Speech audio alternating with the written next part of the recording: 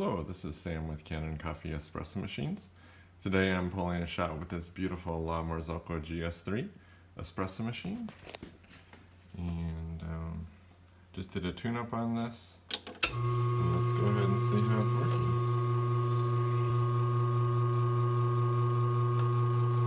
So the espresso hit the cup at about 5 seconds.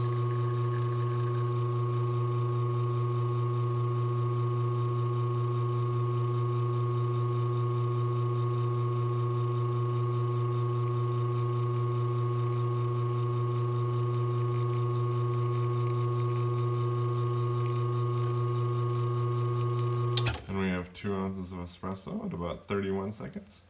So that's about a 26-second shot since we start the shot time when the espresso hits the cup. So thank you for pairing with Canon Coffee. Please like our video below and subscribe to our channel if you'd like to see more videos like this. Thank you.